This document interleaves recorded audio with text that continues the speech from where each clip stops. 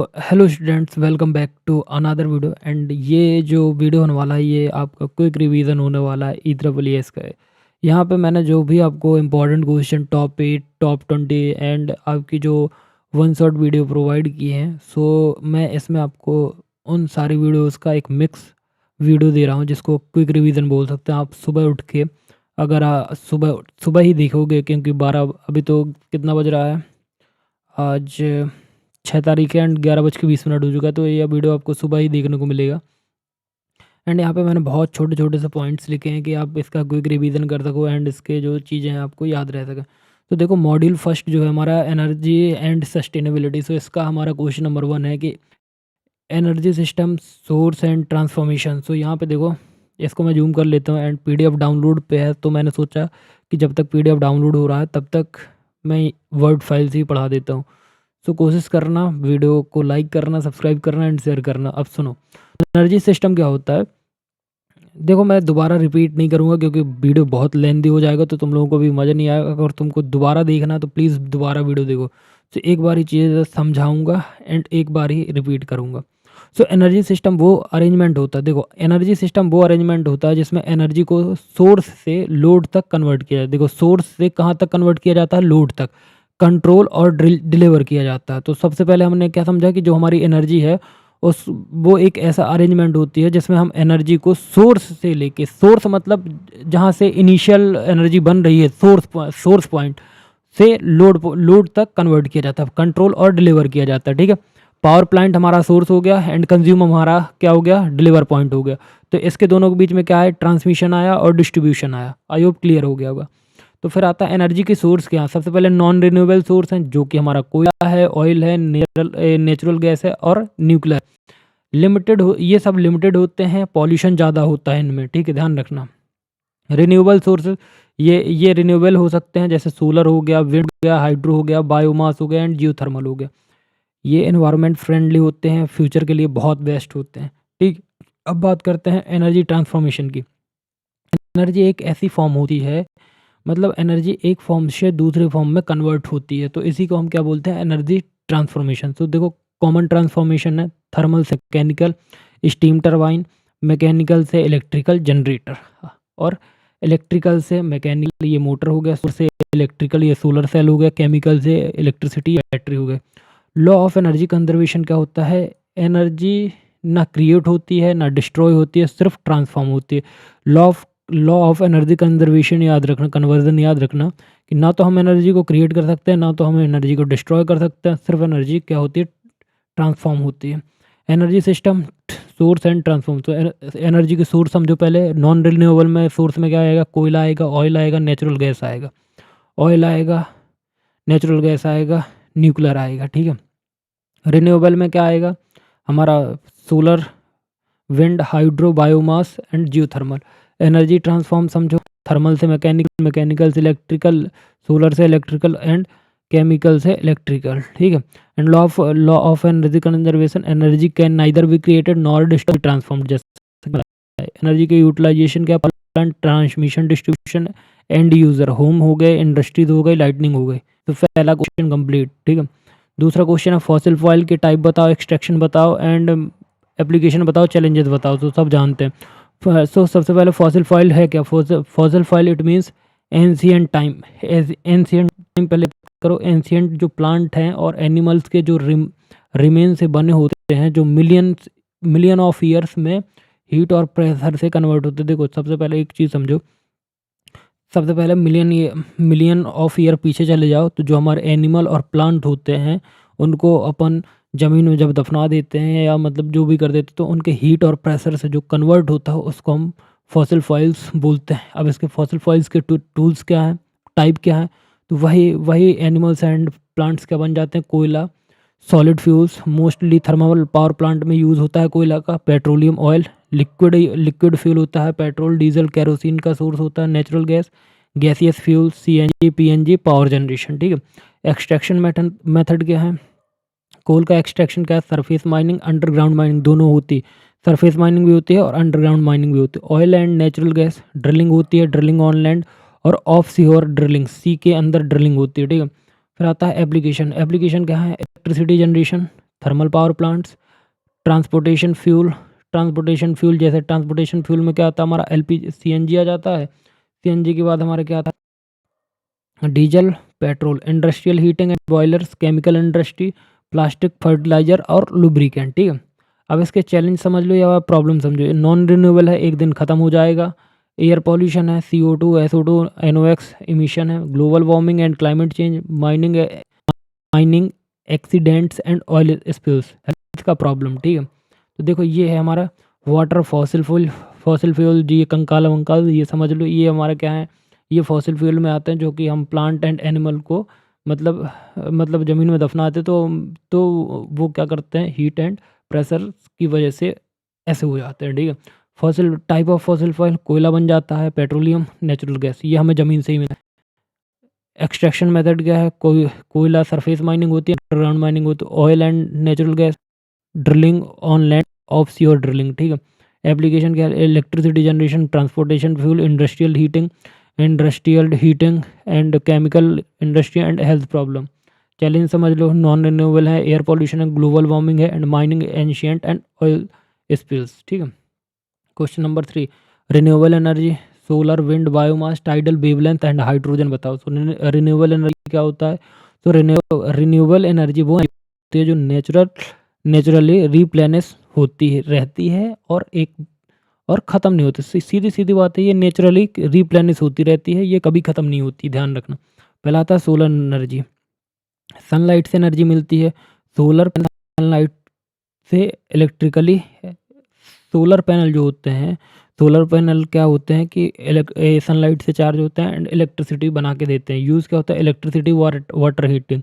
Advantage क्या है, pollution free होती है। और लिमिटेशन क्या है, नाइट और क्लाउडी वेदर में थोड़ा सा ये चार्ज नहीं हो पाता है तो काम करना बंद हो जाता है या डिस्चार्ज हो जाता है। ठीक है, विंड एनर्जी क्या है, विंड टर्बाइन से इलेक्ट्रिसिटी बना देता है। विंड एंड मैकेनिकल, विंड चलेगी, पंखा घूमेगा तो मोटर घूमेगा तो हमारा इलेक्ट्रिसिटी जनरेट हो जाएगी। यूज़ कहाँ होता है, पावर जनरेशन में। लिमिटेशन क्या है, विंड अवेलेबिलिटी पे डिपेंड, अगर हवा कम होगी तो जो पंखे होंगे, मैं इधर पे दिखाता हूँ,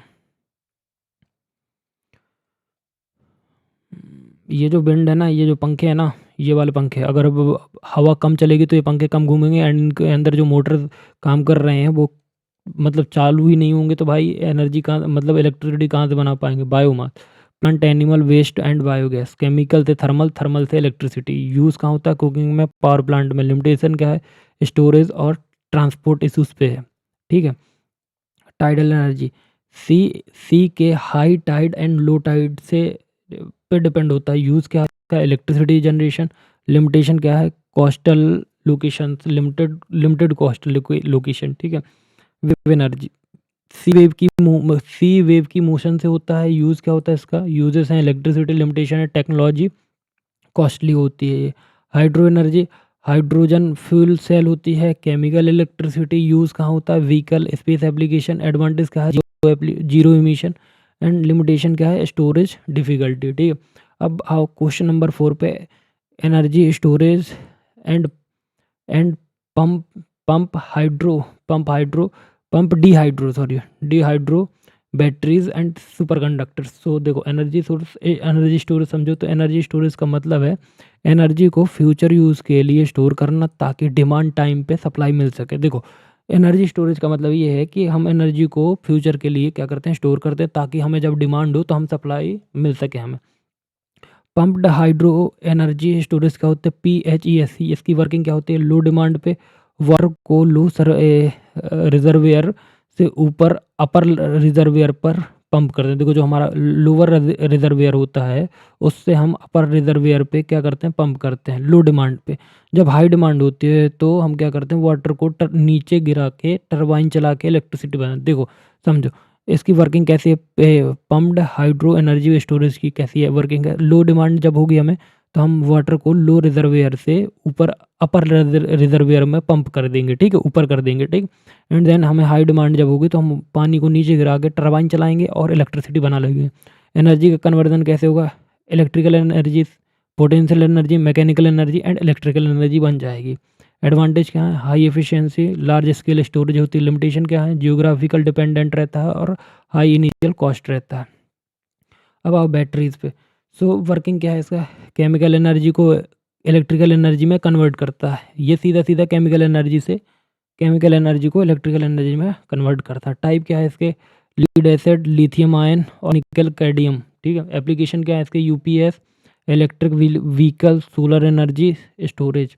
एडवांटेज क्या है, पोर्टेबल होता है, फास्ट रिस्पॉन्स देता है। लिमिटेशन क्या है, लिमिटेड लाइफ है और डिस्पोजल एंड कॉस्ट इशूज़ है। Super conducting magnetic energy storage, SMES भी बोला जाता है। वर्किंग क्या है, सुपर कंडक्टिंग कॉयल में डीसी करंट स्टोर होता है। देखो जो हमारा सुपर कंडक्टिंग कॉयल होती है उसमें डायरेक्ट करंट स्टोर होता है। एनर्जी मैग्नेटिक फील्ड के फॉर्म में स्टोर होती है। जो हमारी एनर्जी होती है वो मैग्नेटिक फील्ड के फॉर्म में स्टोर होती है, और जो हमारा सुपर कंडक्टर कॉयल होता है उसमें डायरेक्ट करंट स्टोर होता है। ठीक है, समझे। एनर्जी फॉर्म किस फॉर्म में है, इलेक्ट्रिकल टू मैग्नेटिक। ठीक है, एडवांटेज क्या होगा, वेरी फास्ट रिस्पांस मिलेगा, हाई एफिशिएंसी होगी। लिमिटेशन क्या होगी, वेरी एक्सपेंसिव होगा,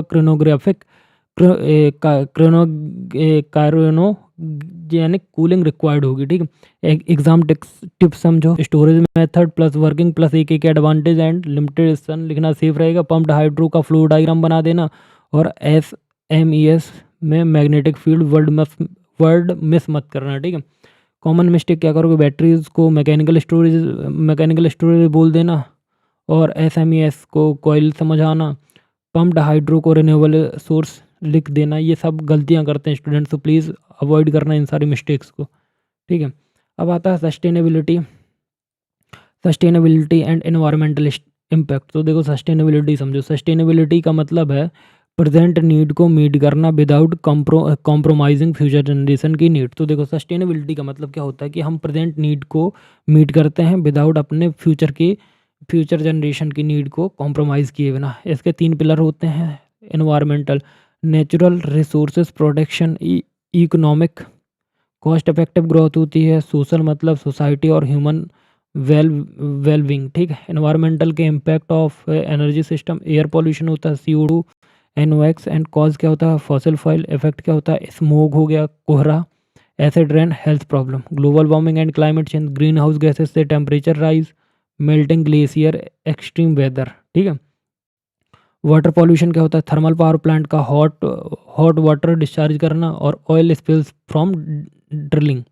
लैंड डिग्रेडेशन, कोल का माइनिंग से लैंड डैमेज होता है। देखो कोल माइनिंग से क्या होता है कि हमारा जो लैंड होता है, मतलब भूमि जो होती है वो डैमेज होती है। डिफॉरेस्टेशन होता है, नॉइस एंड विजुअल पॉल्यूशन, तो विंड टर्बाइन और हैवी इंडस्ट्रियल प्लांट्स। अब देखो सस्टेनेबल एनर्जी सॉल्यूशन समझो, use of renewable energy, energy efficiency, energy conversion, population control technologies, recycling and waste management. ठीक है, तो ये सारी चीज़ों का आपको ध्यान रखना है। ठीक है, अब हमारा यूनिट नंबर 2 यहाँ से स्टार्ट होता है, इकोसिस्टम। तो structure and function of ecosystem बताना। तो इकोसिस्टम एक नेचुरल सिस्टम होता है जिसमें लिविंग, बायोटिक और नॉन बायोटिक, मतलब देखो अबायोटिक और बायोटिक मतलब लिविंग, और नॉन अबायोटिक मतलब नॉन लिविंग कंपोनेंट एक दूसरे के साथ इंटरेक्ट करते हैं। मतलब इंटरेक्ट मतलब बातचीत मत समझना, इंटरेक्ट करना मतलब। ठीक है, स्ट्रक्चर ऑफ इकोसिस्टम। तो अबायोटिक कंपोनेंट मतलब नॉन लिविंग पार्ट्स, तो सनलाइट हो गया, एयर हो गया, वाटर हो गया, टेम्परेचर हो गया, न्यूट्रिएंट्स हो गए। अब बायोटिक मतलब समझो लिविंग ऑर्गेनिज्म, जो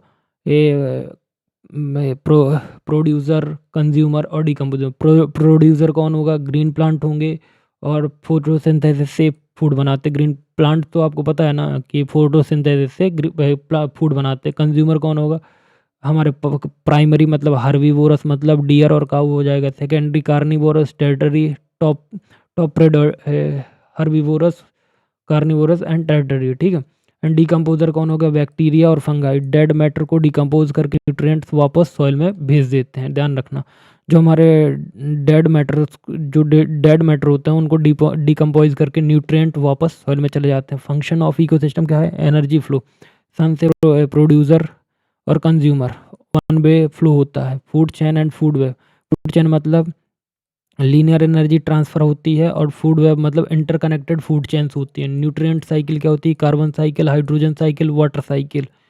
अब आता है इकोलॉजिकल बैलेंस। तो इकोलॉजिकल बैलेंस क्या होता है भाई, population control, stable environment maintain होता है। ठीक है, अब समझो हमारा क्या question number second, energy flow, food chain, food webs, ecological pyramid. So energy flow in ecosystem. Energy flow का मतलब है एनर्जी का ट्रांसफ़र होना from one trophic level to another. देखो जो हमारी एनर्जी है उसको ट्रांसफ़र होना one trophic level to another trophic level, ठीक है। इसका बेसिक रूल समझो कि एनर्जी को फ्लो करना मतलब वन वे होता है, साइकिल नहीं होता है इसमें, ठीक है। फूड चेन समझो, फूड एक लीनियर सीक्वेंस होता है जिसमें एनर्जी ट्रांसफ़र होती है, सन से ग्रास में, ग्रास से डियर में, डियर से लाइन में।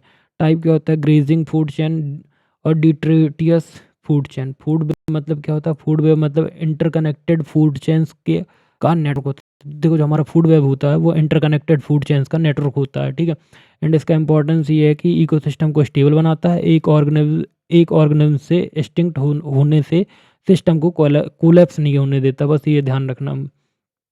मतलब एक एक्सटिंक्ट हो गया सिस्टम तो उसको कोलैप्स नहीं होने देगा, ठीक है। इकोलॉजिकल पिरामिड का, इकोलॉजिकल पिरामिड मतलब ट्रॉपिक लेवल को रिप्रेजेंट करता है, ठीक है। जो हमारा इकोलॉजिकल पिरामिड है, इकोलॉजिकल पिरामिड ट्रॉपिक लेवल्स को रिप्रेजेंट करता है। टाइप ऑफ इकोलॉजिकल पिरामिड का, pyramid of number of organism show करता है। Pyramid of biomass, total mass of organism. Aquatic system में इन्वर्टेड हो सकता है, ठीक है। Pyramid of energy, energy flow show करता है, ऑलवेज अप राइट होता है। 10% लो, हर ट्रॉपिक लेवल पे सिर्फ 10% एनर्जी नेक्स्ट लेवल को ट्रांसफ़र होगी, ध्यान रखना। जैसे मतलब किसी को एनर्जी ट्रांसफ़र कर रहे हो तो उसको हर ट्रॉपिक लेवल पे 10% ही एनर्जी ट्रांसफ़र होगी, ना कि पूरी, ठीक है। अब बात करते हैं आपका ecological succession, primary and secondary. तो इकोलॉजिकल सक्सेशन क्या होता है, इकोलॉजिकल सक्सेशन एक ग्रेजुअली और ऑर्डरली चेंज है। इसमें एक एरिया के ऑर्गेनिज्म टाइम के साथ साथ रिप्लेस होते हैं और एंड में स्टेबल इकोसिस्टम मतलब क्लाइमैक्स कम्युनिटी बन जाता है। अब लास्ट में सीधा सीधा ध्यान रखो कि जो हमारे मतलब देखो एक एरिया के हमारे जो ऑर्गेनिज्म होते हैं वो टाइम के साथ साथ क्या होते हैं, रिप्लेस होते हैं, एंड एंड में सबसे लास्ट में वो स्टेबल इकोसिस्टम बन जाता है, ध्यान रखना। टाइप ऑफ इकोलॉजिकल का है प्राइमरी सक्सेशन। प्राइमरी सक्सेशन बैरन एरिया से स्टार्ट होता है जहाँ पहले कोई लाइफ नहीं होती। देखो ये प्राइमरी सक्सेशन मतलब जहाँ पहले कहीं कोई लाइफ ही ना रही हो, जैसे बेयर ओक हो गया, लावा फ्लो हो गया, नियरली न्यूली फॉर्म्ड आइसलैंड हो गया। स्टेजेस क्या होते हैं, पिनोर स्पीसीज, ग्रास हो गया, सर्व्स हो गया, ट्रीज हो गया, एंड क्लाइमैक्स कम्युनिटी हो गया। फीचर्स क्या है, वेरी स्लो प्रोसेस होता है, सॉइल फॉर्मेशन से स्टार्ट होती है। सेकेंडरी सक्सेशन मतलब सेकेंडरी सक्सेशन उस एरिया में होती है जहाँ पहले लाइफ थी पर किसी डिस्टरबेंस की वजह से डिस्ट्रॉय हो गई, जैसे फॉरेस्ट फायर के बाद, फ्लड के बाद, एबंडेंट फार्मलैंड के बाद। अब फीचर्स क्या हैं, faster than primary, soil already present होती है। Primary versus secondary, one line का डिफरेंस। प्राइमरी मतलब no soil slow process, secondary मतलब सॉइल प्रेजेंट फास्ट प्रोसेस, ठीक है। अब टाइप ऑफ इकोसिस्टम समझो, forest, grassland, desert. Type of ecosystem मतलब इकोसिस्टम को ऑर्गेनाइज और एनवायरनमेंट के साथ इंट्रैक्शन के बेसिस पे क्लासीफाई किया गया। फॉरेस्ट इकोसिस्टम फीचर्स के यहाँ डेंस ट्री होते हैं, हाई रेनफॉल होता है, हाई बायोडाइवर्सिटी होती है। प्रोड्यूसर कौन होता है, ट्री होते हैं, सर्व्स होते हैं, टाइगर, बर्ड्स। डिकम्पोजर कौन होता है, बैक्टीरिया, फंगाई। इंपॉर्टेंट क्या है, ऑक्सीजन सप्लाई और क्लाइमेट को कंट्रोल करता है। अब ध्यान करो ग्रासलैंड क्या है। ग्रासलैंड मतलब फीचर्स इसके क्या है, ग्रास डोमिनेंट होता है, फ्यू ट्री होते हैं, एंड मॉडरेट मॉडरेट रेनफॉल होती है, ठीक है।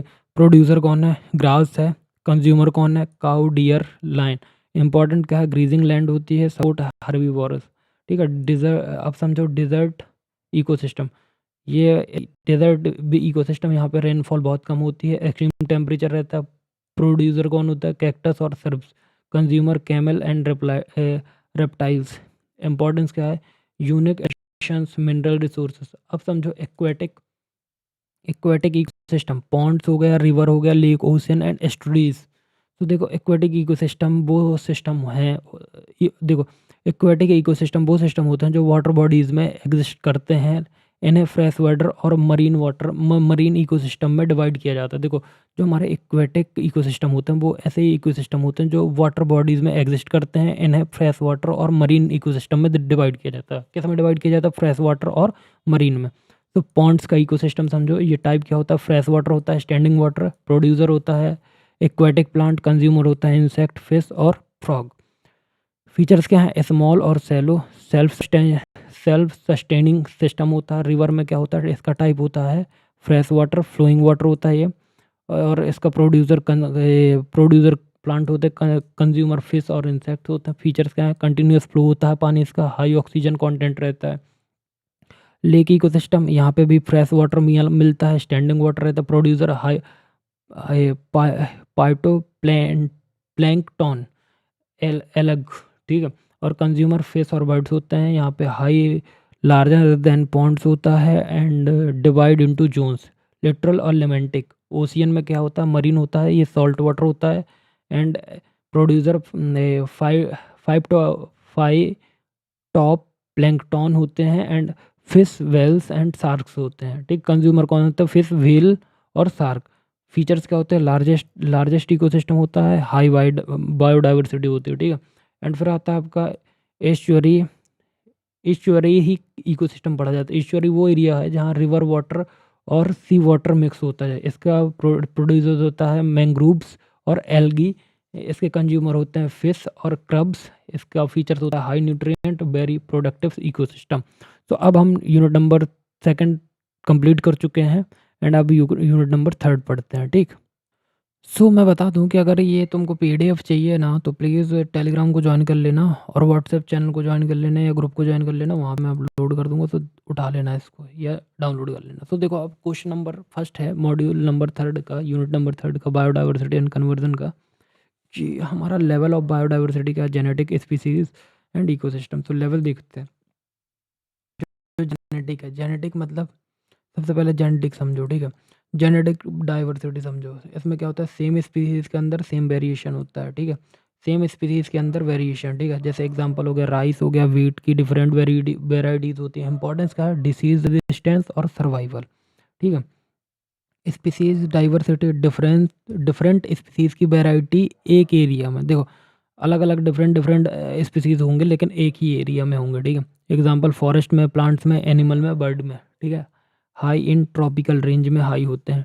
इकोसिस्टम डाइवर्सिटी, डिफरेंट इकोसिस्टम का एग्जिस्टेंस, ठीक है। एग्जांपल समझो, forest, desert, grassland, grassland and aquatic, ठीक है।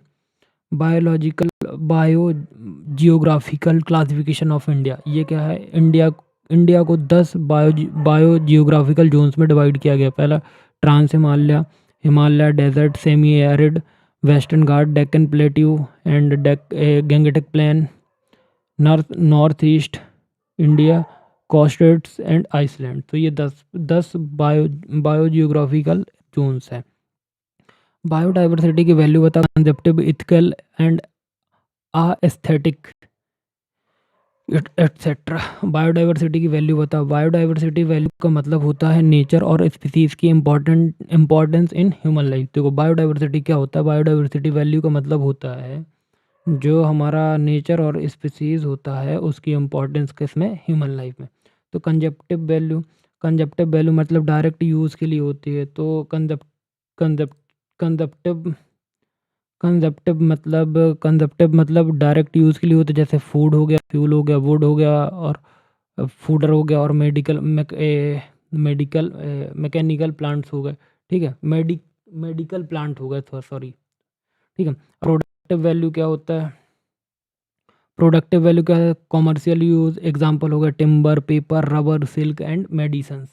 फिर आता है social value, culture, tradition, religion से लिंक्ड होना। एग्जांपल पीपल का ट्री हो गया, काऊ हो गया, स्कैर्ड फॉरेस्ट हो गया, ठीक है। एथिकल वैल्यू मतलब हर लिविंग ऑर्गेनिज्म को जीने का अधिकार होता है। ह्यूमंस का मोरल ड्यूटी है प्रोटेक्ट करना। एस्थेटिक वैल्यू मतलब natural beauty and enjoyment. Example national park हो गया, टूरिज्म हो गया, रिक्रिएशन हो गया। इकोलॉजिकल वैल्यू क्या है, इकोसिस्टम बैलेंस मेंटेन करता है। एग्जांपल है पॉल्यूशन, न्यूट्रिएंट साइक्लिक और क्लाइमेट रेगुलेशन। ऑप्शन वैल्यू मतलब फ्यूचर यूज़ के लिए कन्वर्ज करना, आज नोन कल यूज़फुल हो सकता है। अब आता है थ्रेट्स क्या होते हैं, habitat loss, poaching and man wild life conflict, ठीक।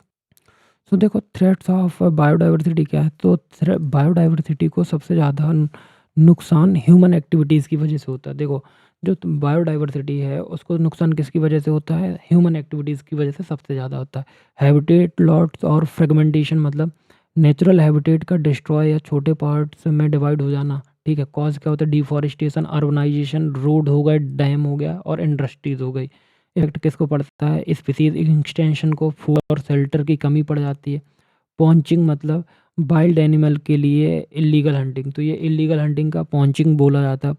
पोएंचिंग, तो पॉइंचिंग बोला जाता है इसको। ये इलीगल हंटिंग होती है वाइल्ड एनिमल की, ठीक है।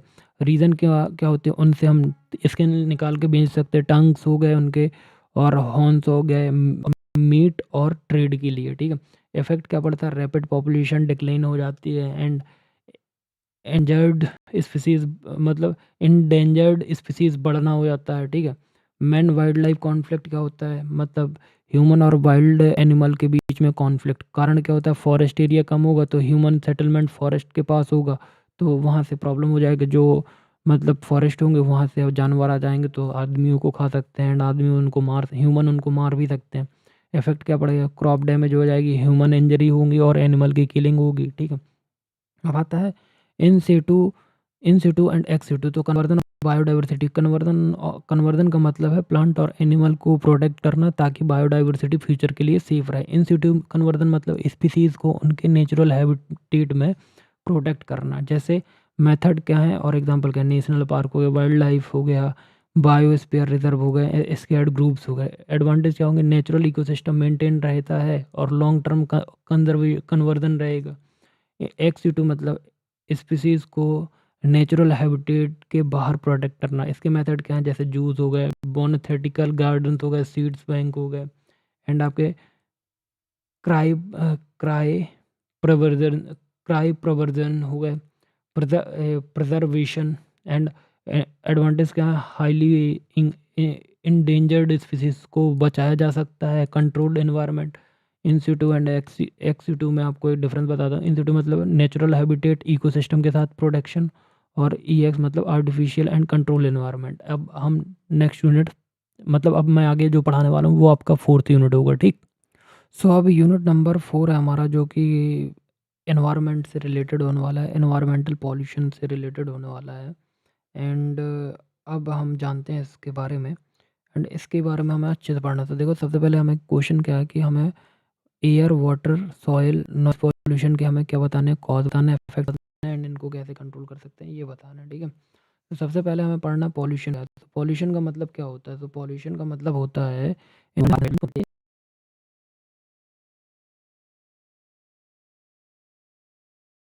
एयर पॉल्यूशन से, वाटर पॉल्यूशन से, नॉइज़ पॉल्यूशन से एंड एटसेट्रा, ठीक है। तो एयर पॉल्यूशन कैसे होता है? व्हीकल एग्जॉस्ट से, industrial and thermal power plant से, burning of fossil fossil fuel से, इन सब से क्या होता है? इन सब से हमें एयर पॉल्यूशन होता है। तो इफ़ेक्ट क्या पड़ेगा? रेस्पिरेटरी डिसीज़, हमें सांस लेने में दिक्कत होगी और ग्लोबल वार्मिंग होगी और एसिड रेन हो जाएगी, ठीक है। तो इस वजह से हमें इसके इफ़ेक्ट झेलने पड़ेंगे। इसके अब कंट्रोल मेजर क्या है? Use of CNG and renewable energy, ठीक है। एंड एफ्रोशिएशन और पॉल्यूशन कंट्रोल डिवाइस जैसे फ़िल्टर हो गए, स्क्रब्स हो गए, स्क्रबर्स, ये सब यूज़ करना पड़ेगा, ठीक है। तो ये इसके कंट्रोल मेजर्स हैं, ठीक है। तो आई होप क्लियर होगा। वाटर पॉल्यूशन कैसे होता है? वाटर पॉल्यूशन के कारण है इंडस्ट्रियल वेस्ट, सेवेज डिस्चार्ज और ऑयल की स्पिल्स। इसका इफेक्ट क्या होगा? वाटर ब्रोन डिसीज होंगे, डेथ ऑफ एक्वेटिक लाइफ और यूरो यूरोट्रॉपिकेशन, ठीक है। यूरोट्रॉपिकेशन होता है, ठीक है। एंड कंट्रोल मेजर देखो थोड़ा सा, क्योंकि देखो एकदम से 30 मिनट डायरेक्टली वीडियो शूट करना, बोले जाना तो वो कभी कभार प्रोनाउंसिएशन थोड़ा इधर-उधर हो जाता है। So control measures, what waste water treatment का proper sewage system, ban on dumping waste in water bodies, ठीक है। अब बात आती है सॉइल पॉल्यूशन की। एक्सेसिव कारण क्या है? Excessive use of fertilisation and pesticides, industrial waste dumping के बाद प्लास्टिक वेस्ट, ठीक है। प्लास्टिक वेस्ट फिर इसका इफ़ेक्ट क्या होता है? रिड्यूस कर देता है सॉइल की फर्टिलिटी को और कंटा कॉन्टिमेंट क्रॉप्सेस कॉन्टिमेंटेड क्रॉप्स हो जाती है, ठीक है। ग्राउंड वाटर पॉल्यूशन, ठीक है। ये चीज़ें इफ़ेक्ट करती हैं, ठीक है। तो ये सारी चीज़ें कंट्रोल मेजर क्या है, organic farming, proper waste management, recycle and reuse, ठीक है। ये सारी चीज़ें होती हैं, ठीक है। तो अब इसके बाद हम इस क्या देखेंगे, नॉइज़ पॉल्यूशन देखेंगे। इसके नॉइज़ पॉल्यूशन के कॉज़ क्या हैं भाई? नॉइज़ पॉल्यूशन के कॉज़ हैं ट्रैफ़िक हो गया, इंडस्ट्री हो गया, लाउड स्पीकर हो गया। इफ़ेक्ट क्या हो गया? हियरिंग लॉस, मतलब सुनाई देना कम पड़ जाएगा। स्ट्रेस एंड स्लीप डिस्टर्बेंस हो सकता है। Reduced concentration. कंट्रोल मेजर क्या है? साउंड बैरियर हो सकता है, restriction on loudspeaker, plantation near, ठीक है। प्लांट लगाओ, ठीक है।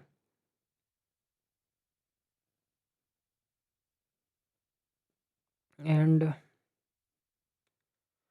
Marine and thermal pollution and nuclear hazard. तो मरीन पॉल्यूशन होता है सी और ओशियन का pollution due to human activities, इसके कारण है oil species, oil spills, so oil spills from ship, industrial waste and sewage और प्लास्टिक वेस्ट। इफेक्ट क्या होगा? Death of marine organism, bioaccumulation, damage to coral reefs, ठीक है। अब आता है कंट्रोल मेजर। कंट्रोल मेजर में क्या है? ऑयल स्पिल्स कंट्रोल टेक्निक, ठीक है। Oil spills and control technique, ठीक है। Proper waste treatment, proper waste treatment के बाद बैन ऑन प्लास्टिक डंपिंग, ठीक है। And thermal pollution. तो थर्मल पॉल्यूशन, वाटर बॉडीज के टेम्परेचर का increase due to hot water discharge. And इसके कॉज क्या? Thermal and nuclear power plant, industrial cooling water. And इसके इफेक्ट क्या होते हैं? रिड्यूस करता है, रिड्यूस डिजॉल्व्ड ऑक्सीजन और fish mortality, distributed aquatic ecosystem. इसके कंट्रोल मेजर क्या है? कूलिंग टावर्स, कूलिंग पॉन्ड्स और हीट एक्सचेंजर्स, ठीक है। अब बात समझो। अब बात समझो, ए हार्म न्यूक्लियर हैज़र्ड समझो, ठीक है। So harmful effect of radioactive radiation. Cause क्या? Nuclear power plant accidents, import radioactive waste disposal, nuclear weapons testing, ठीक है। इफेक्ट कहाँ पर? इफेक्ट क्या होता है? Cancer, genetic mutations, long term environmental damage हो जाता है। कंट्रोल मेजर क्या है? सेफ रिएक्टर्स डिज़ाइन करना, प्रॉपर वेस्ट स्टोरेज करना, रेडिएशन मॉनिटरिंग करना, ठीक है। Solid waste management and urban and industrial.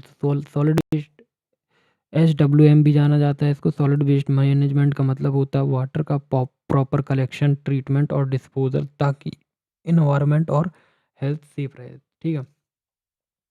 Urban solid waste management source क्या है? Household, market, offices, hospital, ठीक है। Type of urban waste, biodegradable food, biodegradable मतलब फूड वेस्ट, नॉन बायोडिग्रेडेबल मतलब plastic, glass, metals. Management method, segregation at source, composting, recycling, sanitary landfill, ठीक है। Industrial solid waste management source क्या है? Factories हो गए, पावर प्लांट हो गए, केमिकल इंडस्ट्रीज हो गए, ठीक है। Type of industrial waste, hazardous waste, non hazardous waste, ठीक है। मैनेजमेंट मेथड क्या है? Waste minimisation, recycling and reuse, secure landfill और incineration. Effect of poor waste management, तो soil and water pollution, health hazard and bad odour and disease spread. अब आता है disaster management. Disaster management it means आपदाएं, तो floods की, cyclone की, earthquake की और लैंडस्लाइड की आपदाएं। तो डिजास्टर मैनेजमेंट का मतलब होता है डिजास्टर से पहले, ड्यूरिंग और बाद का मेजर, जिससे मतलब जिससे लॉस ऑफ लाइफ और प्रॉपर्टी कम हो। तो देखो आपदाएं बहुत सारी होती हैं। फ्लड मतलब हैवी रेनफॉल। फ्लड्स के कारण क्या है? फ्लड्स के कारण क्या है? जैसे आपके क्या बोलते हैं, हैवी रेनफॉल हो गया, रिवर ओवरफ्लो हो गई, डैम का फेलियर हो गया, ठीक है। इम्पैक्ट क्या होता है? Loss of life and properties, water prone disease. Management control मतलब flood forecasting and warning, dams and embankments, proper drainage system. Cyclone मतलब इसका कारण क्या है? Low pressure overwarm ocean, impact क्या है, strong wind, heavy rainfall, coastal damage पड़ता है। मैनेजमेंट कंट्रोल क्या है, earlier early early warming earlier warning system, cyclone shelters और इवैक्यूएशन प्लान। ठीक है। अर्थ कॉज क्या है इसके, मूवमेंट ऑफ टेक्टोनिक प्लेट्स। और इम्पैक्ट क्या पड़ता है, बिल्डिंग कोलैप्स हो जाती है, लॉस ऑफ लाइफ पड़ता है। अब बात बाकी आता है मैनेजमेंट कैसे होता है या कंट्रोल कैसे होता है। Earthquake resistance structure, sensing zoning, seismic zoning और पब्लिक अवेयरनेस एंड ड्रिल्स करवा सकते हैं। लैंडस्लाइड कैसे होती है, लैंडस्लाइड का कारण है heavy rainfall, deforestation, earthquake. Impact क्या है, road blockage, loss of life and property. Management control क्या है, एफ्रोशिएशन और proper slope management and earlier warning system. अब देखो role of individuals plus pollution case study. तो role of individual in environmental protection, हर individual का role और environment protection में बहुत ज़्यादा इंपॉर्टेंट होता है कि action by individual, reduce, reuse, recycle follow करना। 3R है ये भाई, तो 3R अच्छे से कर लेना। Energy conservation, so LEDs, efficient appliances, public transport and car pooling use करना, water conversion, tree plantation, plastic use कम करना। Pollution case study, Bhopal gas strategy पढ़ लेना। टाइप क्या है, एयर पॉल्यूशन और इंडस्ट्रियल का डिजास्टर है। मिथाइल आइसोक्रेंटिन गैस लीकेज की वजह से हुआ था और 1000 ऑफ डेथ हुई थी, लॉन्ग टर्म हेल्थ प्रॉब्लम हुई थी। लेसन क्या है, इंडस्ट्रियल सेफ एंड रेगुलाइजेशन जरूरी है। दूसरा, मिनामाता डिसीज जापान में हुआ था और ताज ट्रेपेजियम जोन इंडिया यहाँ पे भी हुआ था। तो ये आपको पढ़ लेनी है, ठीक है। एंड मैं एक चीज़ बताऊँ भाई, जो बायोडाइवर्सिटी है इसमें हॉटस्पॉट्स एक करके टॉपिक है, तो प्लीज़ उसको देख लेना, ठीक है। अब हम नेक्स्ट हम हमारा देखेंगे यूनिट नंबर 5। तो चलो यूनिट नंबर 5 करते हैं। सो देखो अब जो हमारा यूनिट क्वेश्चन पहला है कि sustainable versus unsustainable development. Sustainable development क्या होता है, तो सस्टेनेबल डेवलपमेंट ये होता है कि प्रेजेंट की नीड को फुलफिल करना and without harming future needs. तो ये सस्टेनेबल समझिए, रिसोर्स का बैलेंस्ड यूज़ करना, ठीक है। देखो sustainable development it means present need को फुलफिल करना without harming future need, resources का बैलेंस्ड यूज़ करना, ठीक है। Example, renewable energy, afforestation, afforestation और एनर्जी एफिशिएंसी। अनसस्टेनेबल मतलब रिसोर्स का over exploitation, short term benefit and long term damage देना, डिफॉरेस्टेशन और अफॉरेस्टेशन, ठीक है, अफॉरेस्टेशन, ठीक है। एंड वन लाइन में डिफरेंस समझो तो सस्टेनेबल मतलब लॉन्ग टर्म बैलेंस करता है एंड अनसस्टेनेबल मतलब शॉर्ट टर्म गेन है बट लॉन्ग टर्म लॉस है। अब समझो water conversion, rain water harvesting, water sets and management, ठीक है। Water conversion, water waste water का वेस्टेज कम करना, इफिशिएंट इरिगेशन, लीक कंट्रोल, ठीक है। Rain water harvesting, rain water को कलेक्ट और स्टोर करना, ठीक है। मेथड क्या है, रूफ टॉप हार्वेस्टिंग है और रिचार्ज है, ठीक है। एंड नाउ बेनिफिट क्या है, ग्राउंड वाटर के रिचार्ज होने चाहिए, फ्लोट्स का कंट्रोल होना चाहिए, ठीक है। वाटर सेट्स मैनेजमेंट मतलब एक ड्रेनेज एरिया के देखो एक ड्रेनेज एरिया के वाटर एंड लैंड का साइंटिफिक मैनेजमेंट, ठीक है। सॉइल एरेजन कंट्रोल वाटर अवेलेबिलिटी बढ़ाती है, ठीक है। अब बात करते हैं क्लाइमेट चेंज और ग्लोबल वार्मिंग, एसिड रेन और ओजोन डेप्लीशन की। तो इसका ग्लोबल वार्मिंग क्या होता है, ग्लोबल वार्मिंग मतलब अर्थ का एवरेज टेम्परेचर क्या होता है, इंक्रीज होता है, ठीक है। तो कॉज का क्या होता है, ग्रीन हाउस गैसेस जैसे CO2 और CH4। क्लाइमेट चेंज मतलब long term changes in climate pattern. यहाँ पर क्या होते हैं, लॉन्ग टर्म चेंजेस होते हैं किसमें, क्लाइमेट के पैटर्न में, ठीक है। तो ये चीज़ें हैं एंड इसका दूसरा पॉइंट क्या है, रिजल्ट ऑफ ग्लोबल वार्मिंग, ये रिजल्ट होता है ग्लोबल वार्मिंग का, ठीक है। एसिड रेन क्या है, SO2 एंड NOx से एसिड रेन इफेक्ट क्या होता है, सॉइल डैमेज और मोनूमेंट्स का कन्वर्जन, ठीक है। ओजोन डेप्लीशन, ओजोन लेयर का थिनिंग, कारण क्या होता है सी एफ सी एस, और इफेक्ट क्या होता है यूवी रेडिएशन, ठीक है, यूवी की रेडिएशन।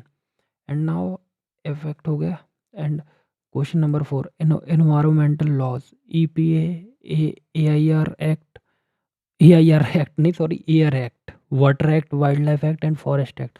तो environmental protection act EPA 1986, umbrella law for environment protection, air मतलब prevention and control of pollution act 1981, air pollution control, इनके बारे में अच्छे से पढ़ लेना। Water act, water pollution prevention, wildlife protection act, और wildlife and endangered species protection, forest conversion act 1980, deforestation control, public awareness and issues in enforcement.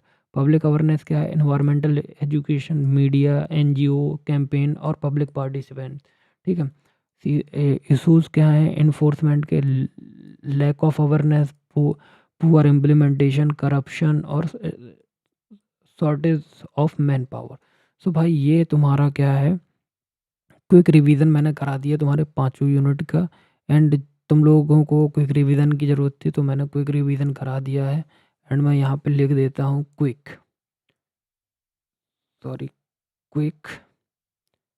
Revision. तो भाई अगर तुमने सारी चीज़ें पढ़ ली हैं तो ये क्विक रिवीजन तुम कर लो। एंड तुम्हारे लिए बहुत बेहतरीन होने वाला है। ये क्विक रिवीजन मैंने बहुत अच्छे से डिज़ाइन किया है एंड सारी चीज़ें शॉर्ट में बताई हैं कि तुम्हें सुबह मतलब रिवीजन करने में कोई दिक्कत ना जाए। तो आई होप आपको ये वीडियो पसंद आया होगा। सो प्लीज़, रात के 12:30 बज गए हैं तो इतनी मेहनत के लिए एक लाइक तो बनता ही है ना, और एक सब्सक्राइब तो बनता ही है ना। तो प्लीज़ वीडियो को लाइक कर देना, सब्सक्राइब कर देना एंड अपने दोस्तों को शेयर कर देना। एंड अगर आपका M1 का बैक है या M2 का बैक है सो प्लीज़ चैनल पे M1 से रिलेटेड वन शॉट डालें एंड M2 से रिलेटेड भी वन शॉट डालें। सो प्लीज़ जाकर चेकआउट करें एंड वीडियो को शेयर भी करें। So thank you.